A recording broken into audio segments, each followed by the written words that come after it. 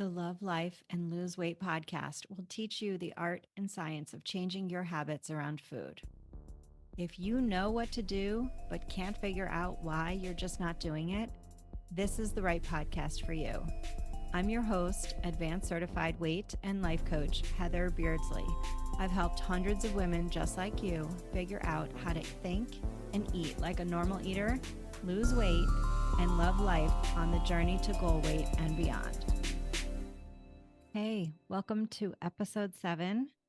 In this episode, you're going to learn why it's really important that you develop a peaceful and accepting relationship with normal physical hunger so you can lose weight in a sustainable way.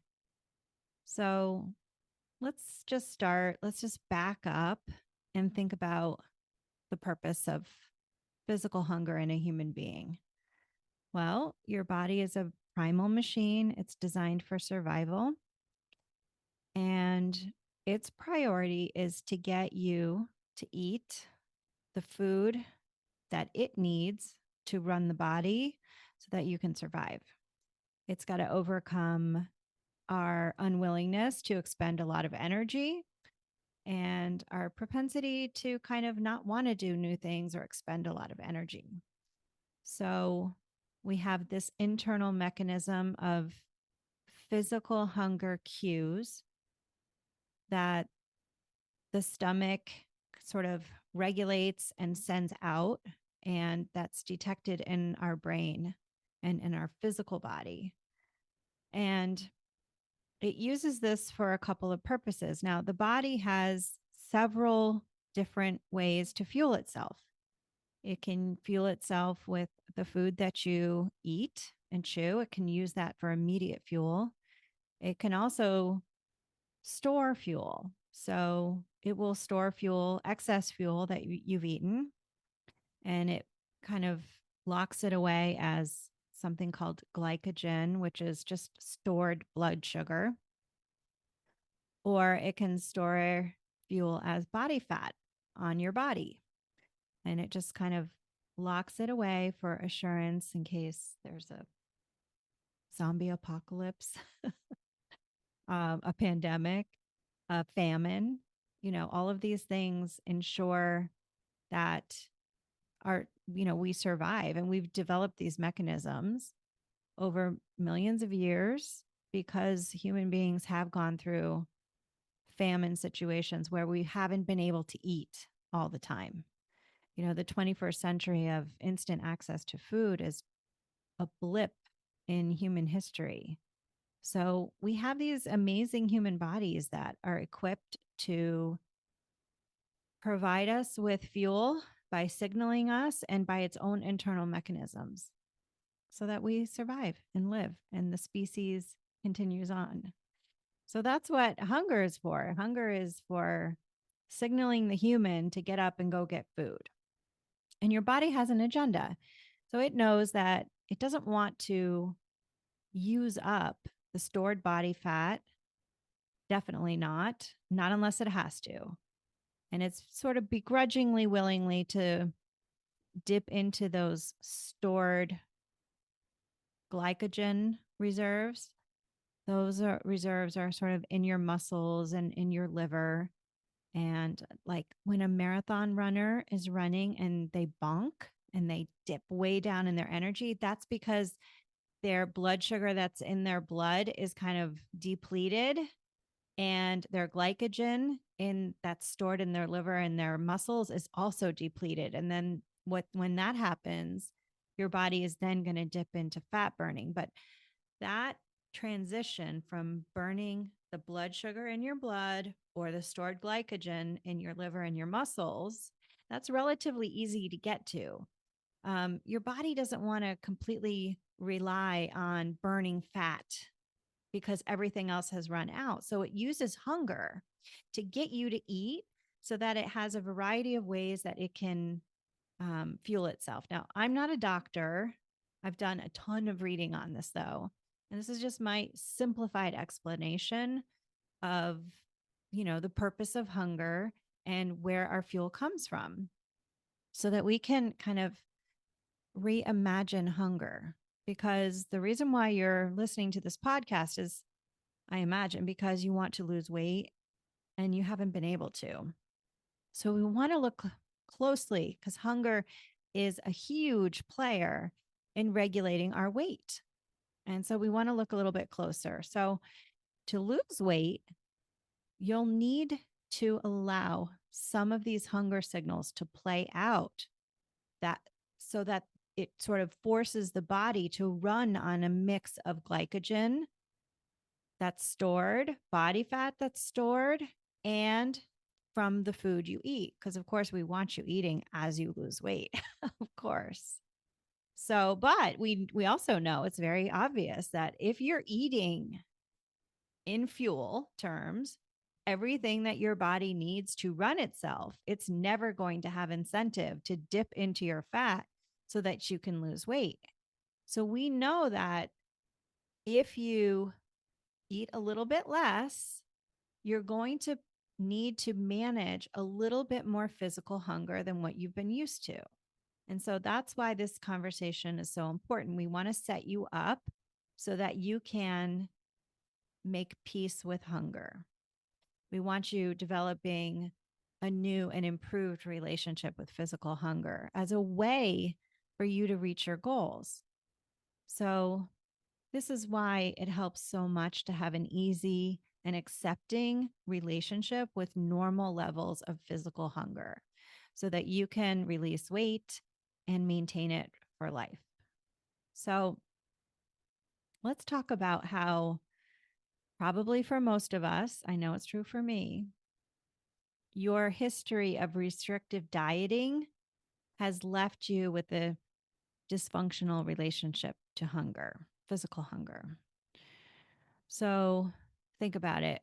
When you're in a restrictive diet that is trying to get you to eat as little bit as possible, you're going to experience too much physical hunger, and you're going to be pushing past hunger and creating excess hunger.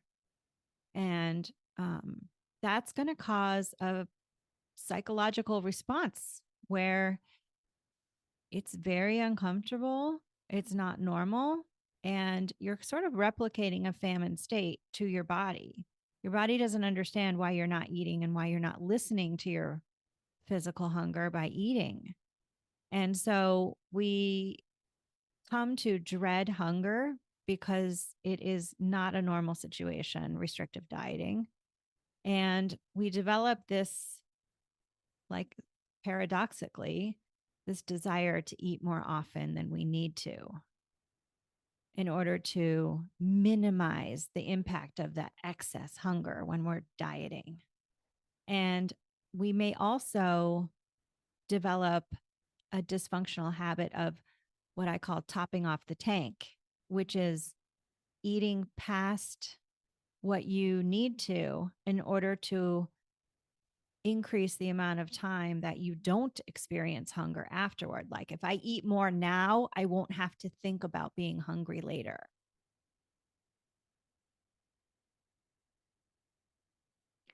So, this is kind of like the timeline of dysfunction that messes with our relationship with hunger. We go on a restrictive diet. We experience really uncomfortable levels of physical hunger that sort of replicates like a famine situation.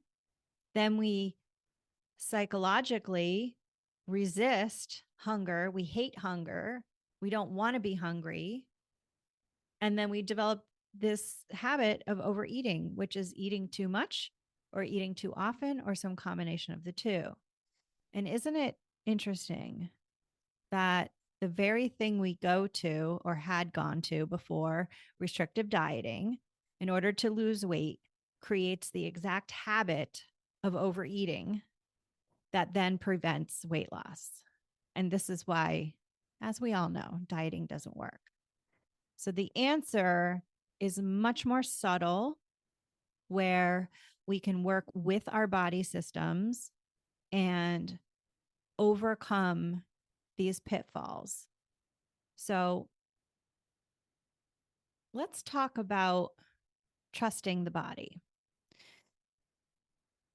we know that our body has a lot of wisdom to heal itself and to do like amazing things, like, building strength and birthing babies and, um, overcoming illness and all kinds of amazing things. So there is some idea that, like, look, if we're overweight, the body should kind of know that there's too much fat on the body, and it should be helping us allow weight loss, right? And it's true, there is a mechanism, an internal regulating mechanism that should be working behind the scenes to help you lose weight if you've overeaten and you have weight to lose, right? And so I think it was in 1994, scientists discovered a hunger hormone called leptin. Leptin is a hormone that is actually created and secreted by your body fat cells. So it's not organ dependent, it's secreted by the actual each individual body fat cell. And this leptin, like all hormones, they signal something. So there's a receptor in your brain for leptin. Now, the more fat cells you have, the more leptin will be around. Leptin signals your brain, go ahead and burn the fat, turn up the metabolism. There's plenty of stored fuel on your body. Let's lose weight. And so you think, like, okay, if there's so many people, especially here in the States, that are carrying around extra weight, we should be losing weight. Why is it so hard? And I'm going to tell you why. And it'll be really clear why this is part of the discussion about hunger. And this is what happens when you overeat because you've been restrictive, like restrictive dieting. There's chronically high levels of leptin. So every time you overeat, there's more leptin. Think about it. Every snack you eat that you're not hungry for, you're elevating leptin. Every time you eat more, you blow past your satisfied signals and you overeat, you're creating more leptin. Every pound of weight you gain because you've been overeating, you have more leptin. And what happens is too much leptin overwhelms the sensors, the receptors in your brain that sense leptin. And we know that receptors will become what we call like deaf to the leptin if there's too much of it. This is called like downregulation. So to understand downregulation, it's very similar to the example of going to a concert. Have you ever gone to a concert, like a music concert, obviously, and you come out of the concert and you notice that like you can't even hear yourself talk, like you've gone quite deaf. And it's very disconcerting because like you didn't even realize it was happening. But what's happened is because of the excess noise that your brain is not used to, it's protecting your ears by blocking the music. It's like muffling the music. This is not a medical explanation, but it's a downregulation response to the brain being overwhelmed by inputs. So the brain, in the case of leptin, it can't hear the leptin because it's been downregulated. There's too much leptin happening. So it never hears the signal that there's fat around because it's become deaf to it. So it can't hear the signal that leptin's trying to say, hey, there's too much fat. Let's burn it. Let's turn up the engine of the metabolism. So the overeating has caused the natural mechanism that naturally wants to regulate your weight to dysregulate, and it's now broken. So now you got a fucked up relationship to hunger and a hunger hormone function in your body that's not working. And this is why it's not your fault that it's hard to lose weight. Okay. Please hear me. You tried to lose weight the way that society told you you should, which is to completely deprive yourself of calories and push past normal hunger. And it's caused all of these dysregulations of your habits, your approach to hunger, your thoughts about hunger, and it's messed up your leptin. So here we are. What do we do about it?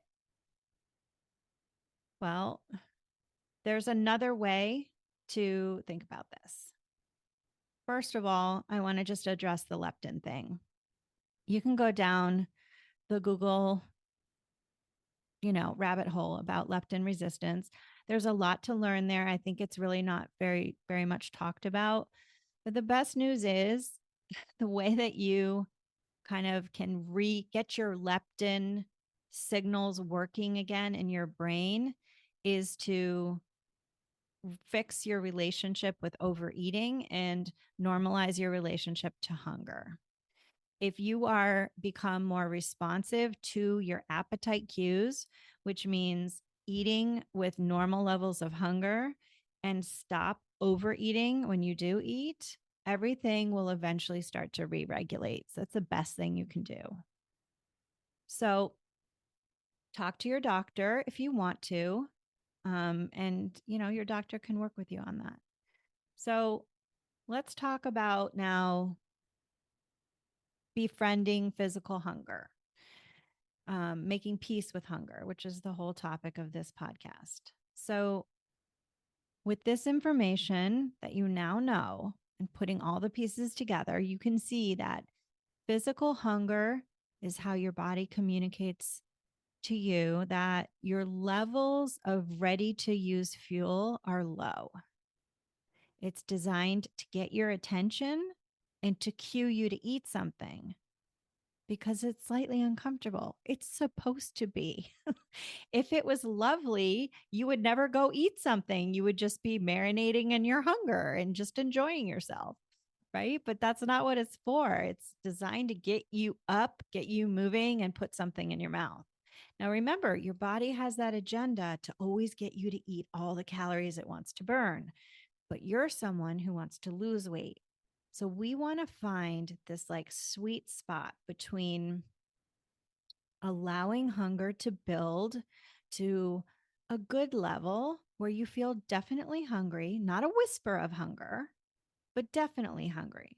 And that also doesn't mean over hungry, where, your blood sugar is dropping and you feel terrible and you're sweating and you feel like you're going to die.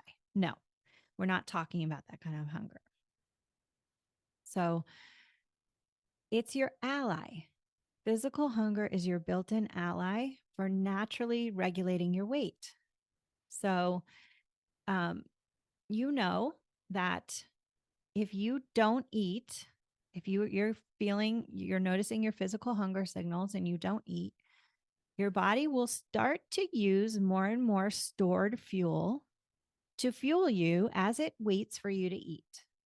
And you can kind of think about it like everybody's different, first of all. There's no one way to experience hunger. And it really does depend on how much you've been allowing hunger, like allowing yourself to notice hunger.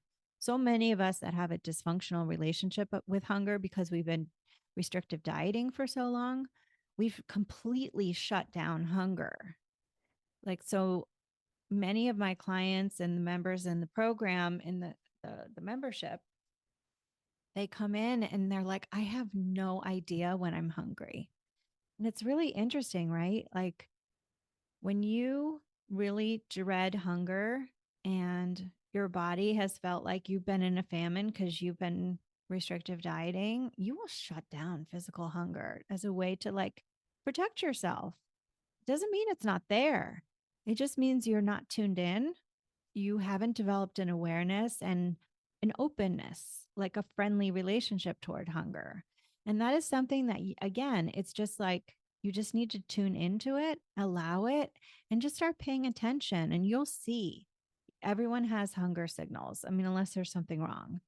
And again, if you think there is something wrong, just talk to your doctor. I'm not a doctor. I'm just talking about normal levels of hunger. Okay. So, um, for me, hunger comes in waves. The first wave is really soft and I almost don't notice it. But I do start to feel like a sensation in the area of my stomach. It's almost like, like almost like a minty feeling. Like if you have a mint aftertaste, you can feel your mouth. Like if you have some gum in your mouth that you take it out, like you can feel your mouth. Like I can kind of feel my stomach. I don't have any grumbles yet, but just a slight feeling of like, oh, my stomach is there. And the first wave of hunger sometimes is just a cue, actually, that I'm thirsty. It's like a faux hunger signal. Sometimes I'll just, if I know I'm low on water, I'll have water and then it goes right away.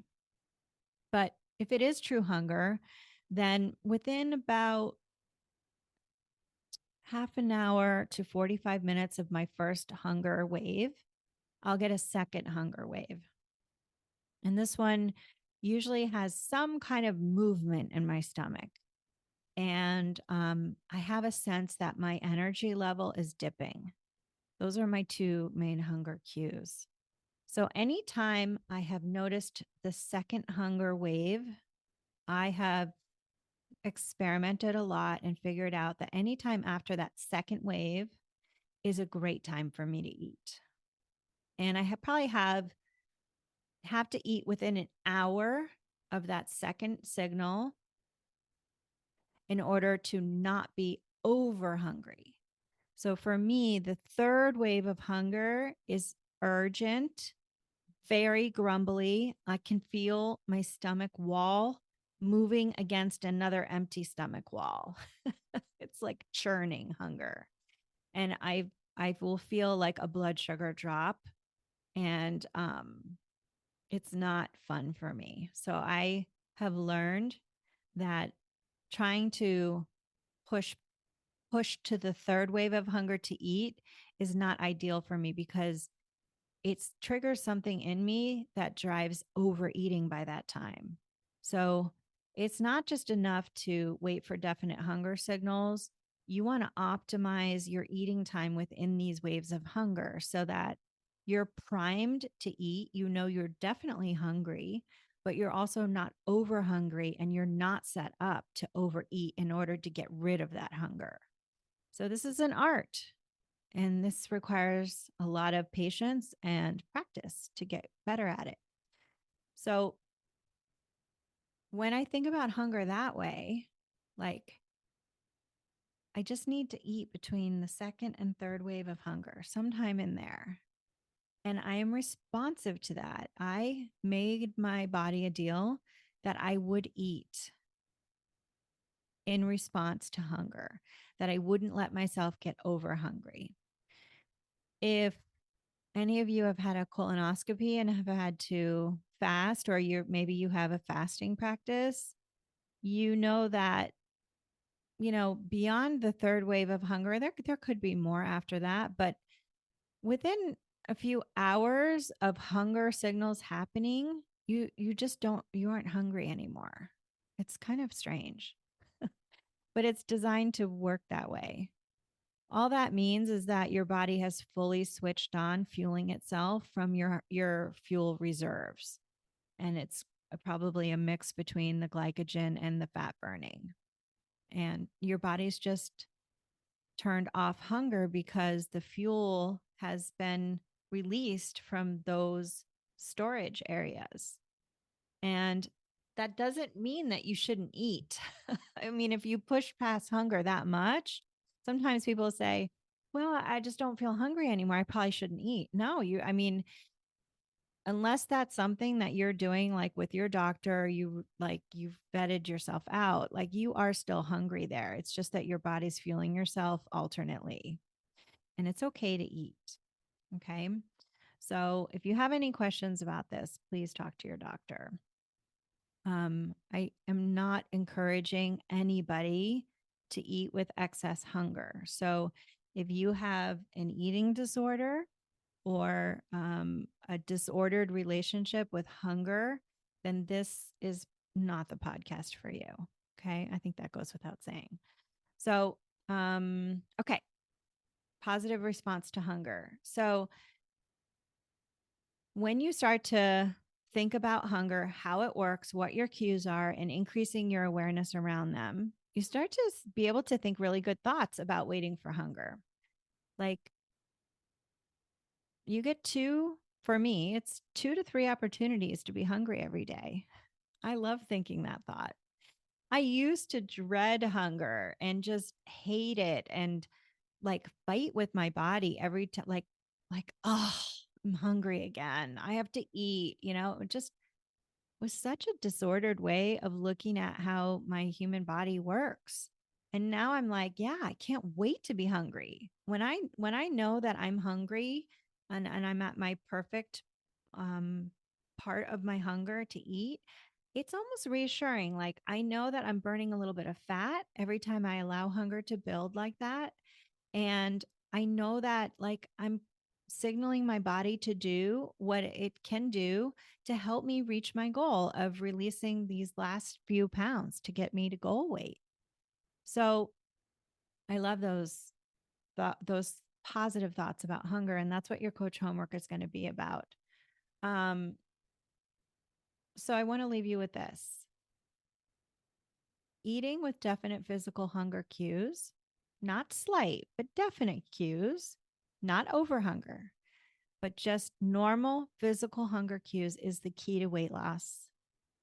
Plus, not overeating when you do eat, right? That they're two sides of the same coin. We're locking in the part about hunger.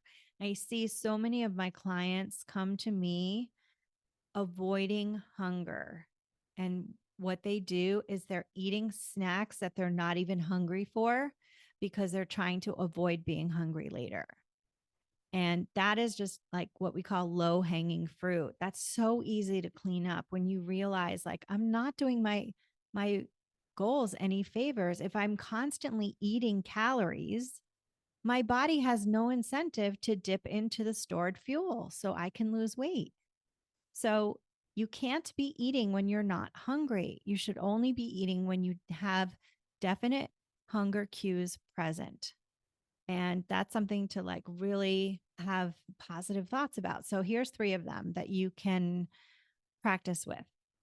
The first one is if I want to reset my weight, a period of hunger is to be expected several times a day. I just need to be willing to feel hunger. One of my clients said to me this week, I found my hunger friend again. Yeah. And sometimes you just get in a cycle where you're just not allowing hunger. And, just like encouraging yourself to just wait for the hunger to be present. The first time is always hardest, right? And then after you establish like boundaries with yourself, like I promise I won't let myself get too hungry. I will eat. I just want to hear and feel those definite hunger cues before I eat. Then your body will start to trust you, and it won't be an emergency and it won't feel urgent and things like that. The second thought you can practice is I understand that being willing to wait for hunger to eat is part of the weight loss process. That's part of the pact. Like, if you want to be someone who loses weight, you've got to be willing to wait for your hunger cues. So many of my clients say this was the key for them to start losing weight consistently. Once you think better thoughts about hunger, hunger feels much more easy to allow, just to play out. And when you're not in resistance to it, it's like no big deal. Okay, third thought you can practice. Waiting for hunger cues can be slightly uncomfortable, but I know I'm just not used to it. And it doesn't mean anything is going wrong. So if you've been topping off the tank and eating when you're not hungry and not allowing hunger, like when you first do it, it will be uncomfortable. But that's just because you're not used to it. It doesn't mean anything's going wrong. Okay, so for your coach homework, I'm going to have you journal on several journal prompts. So if you want to see these in written form, you can click on the web page or in the podcast description, wherever you're listening to this podcast. They should be written there, or you can come over to my Instagram account at Thrive in Midlife. There will be a post there for coach homework for episode number 7, and all the questions will be written there. I'm going to go over them verbally, and then you can come over and post on that post for accountability and just share any insights, takeaways, or one of your answers with me over there, just to keep the conversation going. Okay, here's the first one.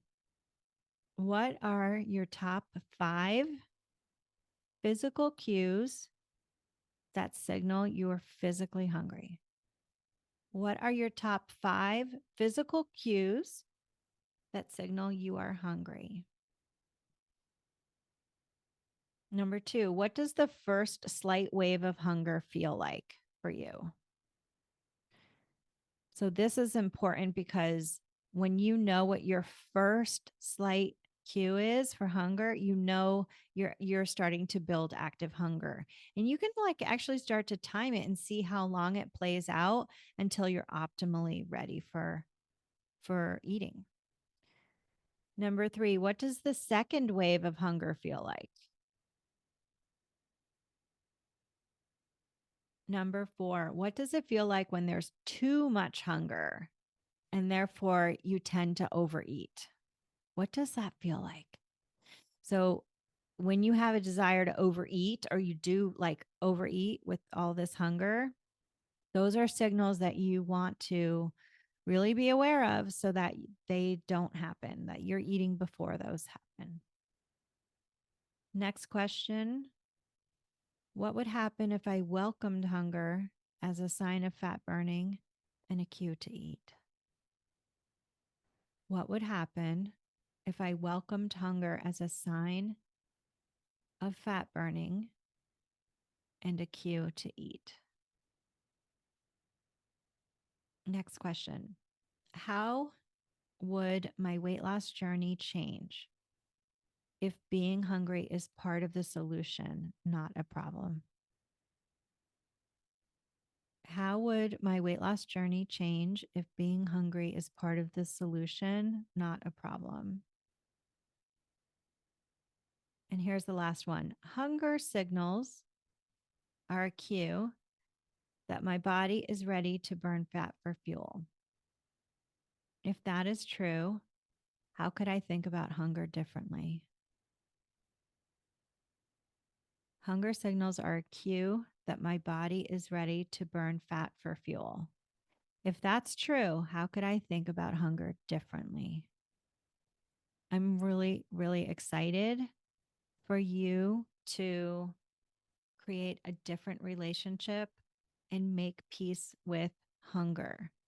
Hunger is an essential part of being a human being. And if you want to be integrated with your mind and your body, your hunger is one of those avenues that you can do that. The mind body connection happens in one of the ways with physical hunger. It's a great chance for you to really know yourself and to use that awareness of hunger to create the weight that feels really right to you. And you really deserve that in your human life. So, wherever you are in this journey is perfect. It's enough to get you where you want to go. It doesn't matter that whatever you learned to hate hunger and you avoid it. You're not broken. You have a normal response to, restrictive dieting. it just had so many negative consequences, but it's okay. Like when we make meaning from our struggle, that makes a rich and meaningful human life. We don't try to get through life avoiding problems. One of my mentors, Brooke Castillo, said on her podcast recently, like, no one gets a free pass out of struggles. It just doesn't happen. This just happens to be one for many of you, and one in which, when you take a deep dive into this and you flip the script on hunger, you make it your friend, you know it intimately and deeply, and you know how to use it to tap in, tune in, and create what you want from your life. That makes all of it worth it. And I want that for you. So, again, come visit me on Instagram at Thrive in Midlife. Say hello. And I really thank you for tuning in today. Stay focused on what you want. And so long. Hey, if this episode resonated for you, then let's connect. Visit hbeardsley.com/subscribe. That's HBEARDSLEY.com/subscribe and get on the list. You'll get a free gift, periodic coaching, plus advance notice of in-person events and workshops.